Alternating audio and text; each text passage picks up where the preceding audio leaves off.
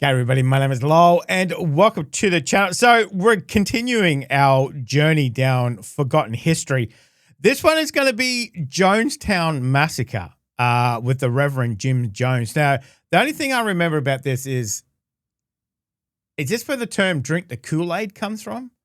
I'm pretty sure. Something about poison drinks. That's all I know about this Jonestown. So let's jump in. And let's have a look at this one. Again, this is catching up with Colin from Forgotten History.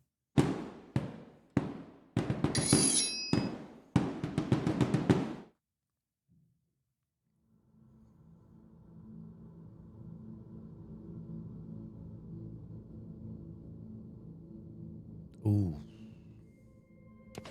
This administration is for no other purpose. That's right.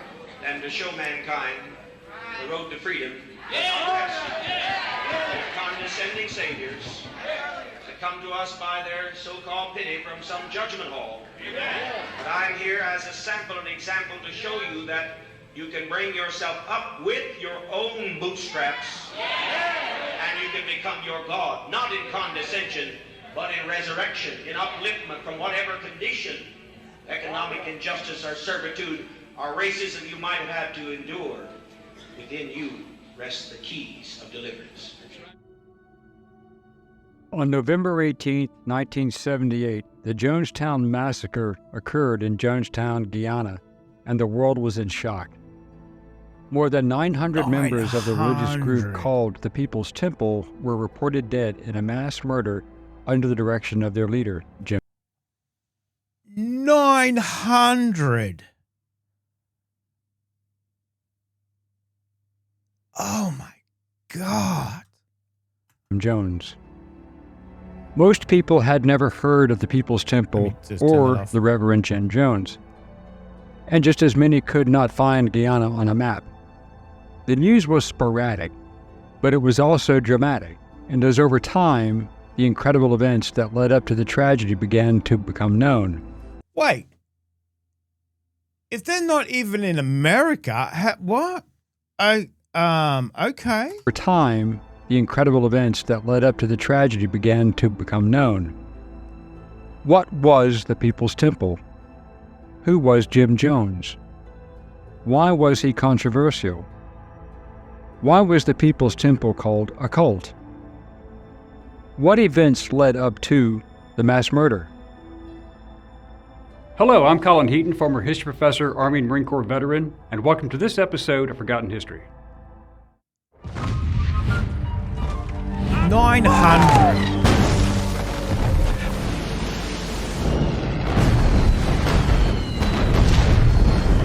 Damn.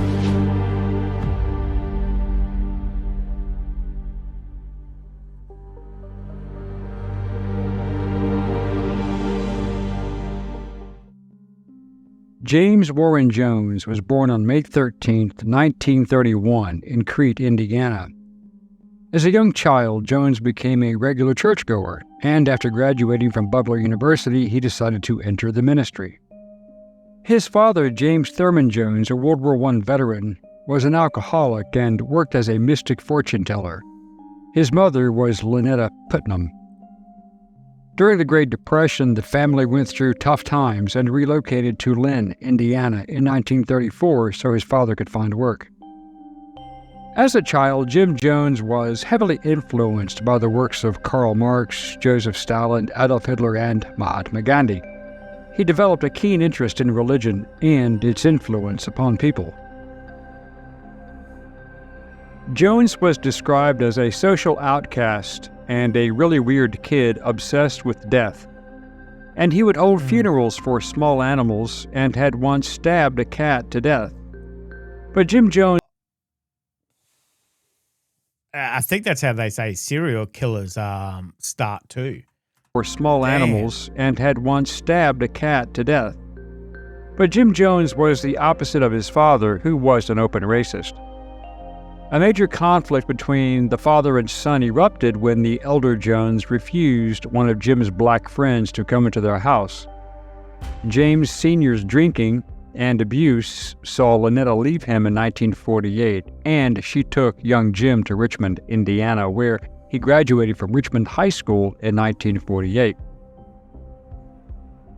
Jim Jones married a nurse named Marceline 4 years his senior in 1949 and moved to Bloomington, Indiana. He attended Indiana University, Bloomington, and moved to Indianapolis in 1951, where he started attending meetings of the local Communist Party, which interrupted his education. He continued his education and attended night school at Butler University and earned a degree in secondary education in 1961, and had started getting involved with various Marxist and various religious groups. Jones knew how to read people. He became a student pastor in the Somerset Southside Methodist Church in 1952, where he observed that people with money are attracted to faith healing and such services, and these financial resources can be helpful in his goals. Jones was dedicated to raising money to start his own church. Using his charm, Jones tried various ventures, including selling live monkeys door to door. He also sold Bibles and encyclopedias. Jim and Marceline Jones adopted 3 children of Korean-American ancestry named Blue, Suzanne, and Stephanie, and in 1954 they adopted an 11-year-old girl of Native American ancestry named Agnes Jones. Then, in 1959, the couple had their first and only biological child, a son named Stephen Gandhi Jones. Jones was charismatic, and he organized a convention from June 11th to the 15th, 1956, which was quite successful. And from there, he had launched his own church under different labels until he decided upon the People's Temple Christian Church Full Gospel, which was open to all races. This was quite revolutionary for that time, and in 1960 he was appointed as the Director of Human Rights Commission by Democratic Mayor Charles Boswell. According to Jones's biography, he started integrating police stations, hospitals, churches, restaurants, etc. He started setting stings, catching restaurants refusing to serve black customers or hospitals refusing black patients. Political pressure from Jones made quite a few hospitals desegregate their wards. See, so far, I mean, that is excellent. You know, civil rights, of course. Okay, where did it all go wrong? Political pressure from Jones made quite a few hospitals desegregate their wards. White-owned businesses and other civic leaders hated him and retaliated, such as a dead cat being thrown into his house, a swastika was drawn at the church, dynamite was thrown in the coal pile at a temple, and many such events occurred. As if to emphasize his non-racial egalitarian nature, he and his wife adopted 3 children of partial non-Caucasian ancestry and called it the Rainbow Family. Still setting a trend, in 1961, the Jim and Marceline family adopted a black child named James Warren Jr., as well as adopting another son and naming him Tim Jones. In 1963, Jones moved temporarily to Brazil as a missionary of sorts. He didn't portray himself as a communist. However, he stated his work with the Rio de Janeiro slum areas and explored local Brazilian syncretic religions. However, the guilt of leaving behind the Indiana struggle of civil rights made him return. Upon his return to the U.S., Jones relocated to California, where he established satellite factions of the People's Temple in San Fernando, San Francisco, and Los Angeles. This was where he organized his followers to help the poor and homeless, and Jim Jones received several humanitarian awards in Northern California owing to his work with the poor and the underprivileged.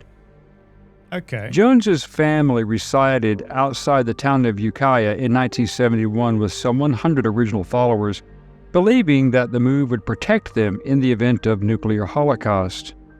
Ukiah was far away from main roads and quite rural, with small farms. Jones had also made a big impression on the local political scene, and, due to his commitment for school activism, Jim was appointed to the San Francisco Housing Authority by Mayor George Moscone in 1976. Jones soon gained a reputation as a charismatic churchman who claimed to have psychic powers such as the ability to foretell the future and miraculously heal those who were sick. Well, Those sick persons were perfectly healthy people planted in the audience to dazzle the crowds, to entice them to donate money so that Jones could further his good works for the Lord. During this period in San Francisco, local political heavy hitters, such as City Councilman Harvey Milk, an openly gay man accused of pedophilia, and future U.S. Senator Dianne Feinstein, who endorsed him and the People's Temple. Milk even penned a letter in support of Jones and his religious group. Milk and Mayor George Moscone were shot and killed in City Hall on November 27, 1978 by Dan White, a conservative former city supervisor, and Feinstein later became mayor. Even future Mayor Willie Brown was one of them. He kept defending Jones, regarding him as a man of highest character, and even wrote a letter to President Carter on Jones's behalf. Jones's psychopathic nature began to be revealed as temple members were regularly humiliated, beaten, and blackmailed, and many were coerced or brainwashed into signing over their possessions, including their homes, to the church. Black members and members of other minority groups were convinced that if they left the People's Temple, they would be rounded up into government-run concentration camps. Family members were kept apart and encouraged to inform on one another. Reports of blackmailing members, physical and even sexual abuse, and Jones's associations with Milk and others in the gay community, as well as his questionable contact with the Bay City's underworld, saw him and the People's Temple falling under intense scrutiny. This included the IRS and the FBI. This was when Jones decided to start wearing dark sunglasses and traveling with bodyguards. Feeling the heat and knowing that the federal government was going to come knocking sometime fairly soon, in 1974 he relocated his remaining flock of around 1,000 of his 5,000 people to South America and created a socialist Marxist workers' paradise away from U.S. federal interests and jurisdiction. But some people left the temple. This settlement in Guyana was named Jonestown, after the self-appointed Messiah. Okay. After leaving, it surfaced that Jones forced all the temple members to sign over all of the wealth they had to fund the relocation. People sold or transferred the deeds to their homes, emptied their bank accounts, and sold vehicles to give the proceeds to Jones. Some disaffected members were able to get messages to loved ones back home, which Jones tried to stop, forbidding any contact with the outside world. A few had managed to escape and return home and tell their stories, which garnered the interest of the federal agencies and one member of Congress, Representative Leo Ryan. Jones now had a major image problem, and he had to perform damage control and rehabilitate his public image. So he hired Mark Lane and Donald Freed to help make the case of a great conspiracy by intelligence agencies against the temple. Many of the complaints that managed to get out were that temple members worked long days in the fields and were subjected to harsh punishments if they questioned Jones's authority. Their passports and medications were confiscated, and they were plagued by mosquitoes and tropical diseases. Armed guards patrolled the jungle compound. Members were encouraged to inform on others, and all were forced to attend lengthy late-night meetings. Their letters and phone calls were censored. This is cited from a State Department report. During the consular visits, it has been observed that the local Guyanese administration exercises little or no control over the Jonestown community, and that the settlement's autonomy seems virtually total. This is due to a variety of reasons, which include the fact that the area in question is remote, and thus the government's rather primitive administrative machinery is already overstrained by its obligations to the Guyanese citizens. I'm sure that's probably why he picked that area too, you know, less government eyes on you and everything else. You know, that hand of the government can't reach you. So it's very definition of a cult at the moment, you know, taking all the possessions and the money and houses and everything else like that and making them work and whatever else. So pretty scary pretty quickly. That's is already overstrained by its obligations to the Guyanese citizens living in the region, as well as an understandable disinterest on the part of the local officials to bother with an apparently self-sufficient community of non-Guyanese who obviously are not actively seeking any extensive contact with the Guyanese environment in which their settlement is located. Oh, look at all those kids as well. It's always bloody kids. Contact with the Guyanese environment in which their settlement is located. In essence, the local government would not intervene and had no interest. A cable from the U.S. Embassy in Guyana to the U.S. Department of State in June 1978 characterized the autonomy that Jones subsequently found in Guyana this way. What we have, therefore, is a community of American citizens existing as a self-contained and self-governing unit in a foreign land, and which, for all intents and purposes, is furnishing to the residents all of the community services, such as civil administration, police and fire protection, education, healthcare, etc., normally provided by a central government within its territory. By that time, Jones was in declining mental health and addicted to drugs, and he had his own throne in the compound's main pavilion and compared himself to Vladimir Lenin and Jesus Christ. He was convinced that the government, the media, and others were out to destroy him. He also required People's Temple members to participate in mock drills in the middle of the night. In November 1978, U.S. Congressman Leo Ryan traveled to Guyana to inspect the People's Temple's activities and the Jonestown compound on a fact-finding mission. Ryan was there to investigate the rumors that some members of the cult were being held against their will and that some were being subjected to physical and psychological abuse. On November 14, 1978, Ryan and his aides arrived at Georgetown, and then on November 17th arrived in Jonestown. Leo Ryan, along with other congressional delegates, attended a party hosted by Jones. The following day, on November 18th, several Temple members who wanted to leave the compound spoke with Ryan and his group, seeing this as their only way out alive. Those wishing to leave boarded his delegation's truck in order to accompany him back to the United States. However, after a physical attack upon Ryan, he was physically assaulted for even speaking with the members who wanted to leave. The delegation left abruptly, taking with them 15 members who agreed to leave the temple. Other members attacked Ryan shortly before the vehicle left the compound, but he escaped unhurt, and the truck continued with Ryan and his cortege on board. Temple members, following Jones's orders, radioed to the security team guarding the runway and the access road, and when the truck stopped, they then launched an attack. The gunfire erupted with several people hit by bullets. Those killed were Ryan himself, a reporter and cameraman from NBC, a photographer from the San Francisco Examiner, and a female People's Temple member who was attempting to leave, with 11 others being wounded.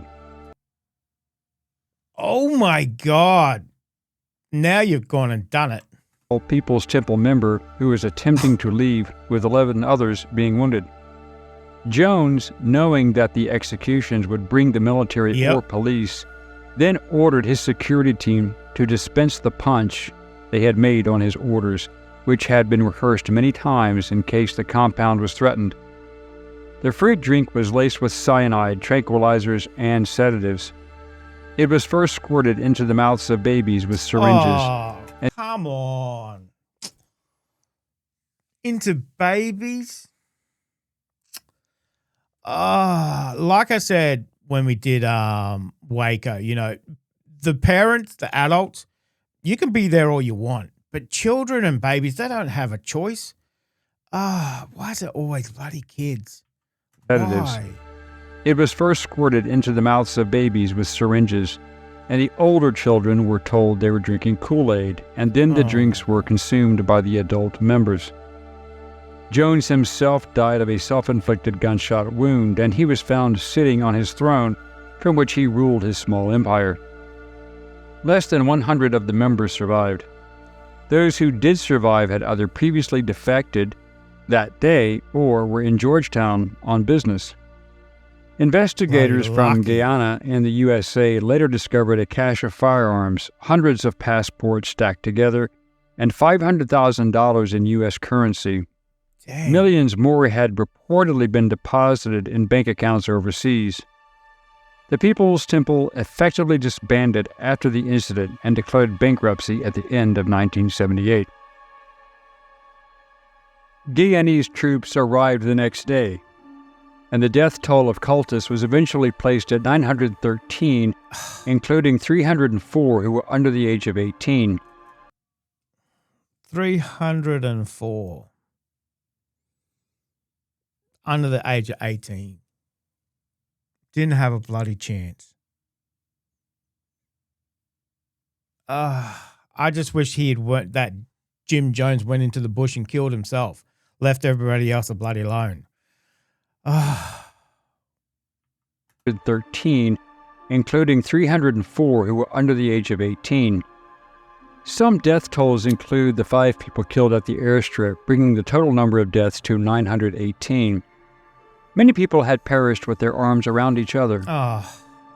Over 400 bodies were never claimed by next of kin and are buried at the Evergreen Cemetery in Oakland, California, where many of Jim Jones's followers were from. A stone memorial to the Jonestown victims was unveiled at a ceremony in 2008. A terrifying recording of the event known as the Death Tape, which had recordings by Jones, which were played over the compound loudspeakers, were found. How very much I've loved you. How very much I've tried my best to give you the good life.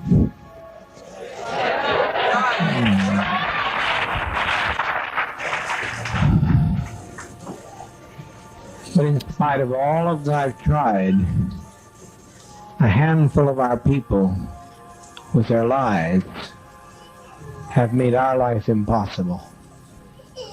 There's no way to detach ourselves from what's happened today. These helped investigators understand what happened, and over 1,000 recordings of propaganda, conversations, and sermons that painted a gruesome picture of the activities of the People's Temple. In the aftermath, there was only one person to stand trial for any of the crimes committed, Temple member Larry Layton, for his involvement in the murders at the airfield. He was found guilty of conspiracy and aiding and abetting in the murder of Leo Ryan and others, and the attempted murder of U.S. Embassy official Richard Dwyer, and was sentenced to life in prison. He was released in 2002. Another man, Charles Beichman, pleaded guilty to the attempted murder of a young girl and served a 5-year prison term in Guyana. Today, Jim Jones's sons, who survived the massacre because they happened to be away that day, say they are still trying to find healing and forgiveness for their father and themselves. That's some things about Jonestown I'm never going to deal with, and I'm okay with that, said Jim Jones Jr., 57 years old at the time of the interview, who said in an interview for Truth and Lies, Jonestown, Paradise Lost, "The mine's a dangerous neighborhood. Don't go alone." There were many people that were dear to me, and a good number of them that I was very dear to, Stephan Jones, 59, said. I often thought about what it must have been like for them, for us not to be there, and I asked their forgiveness. Stephan said he believes his father's primary purpose was to bust down some walls and to create a community where all are welcome, no matter where they come from, but eventually it all became superficial. There was nothing spiritual about my father. Of course, in my view of things, he had every bit the loved and juicy soul in him that everyone else does, but he had lost complete sight of that. His entire existence was superficial. He had additional comments also, stating, "Not only was Dad never around, but it felt like everybody else had Dad," Stephan recalled. "We didn't have our father, and they were taking our father away from us, so there was that resentment as well. It was hard on the family." Stephan and Jim Jr. saw their father become more abusive and addicted to alcohol and drugs, which, when introduced to a psychotic personality, is a dangerous combination. Stephan also said, "My experience with my father was he was more an actor than genuine, almost always. He was always aware of eyes on him, because all that mattered to my father was his perception of other people's perceptions of him." Religious cults have been around for centuries, but Jim Jones and the People's Temple set the standard for the irrational, ruthless, and incomprehensible image of cults that we live with today. The example of Jim Jones should be used as a dire warning to all of us of the dangers of self-appointed messiahs and those who invoke supernatural powers. Thanks to channel member John F. Davies for suggesting this subject and for supplying research data, in particular the Harvey Milk letter. Thanks, John. Thank you for watching this episode of Forgotten History. If you liked what you saw, please click like, share, and subscribe. And if you would like to assist with the ever-increasing cost of production, please consider becoming a channel member and joining our Patreon page.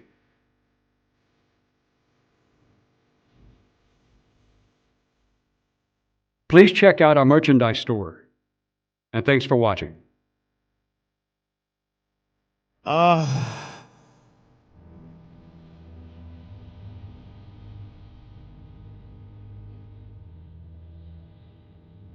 Just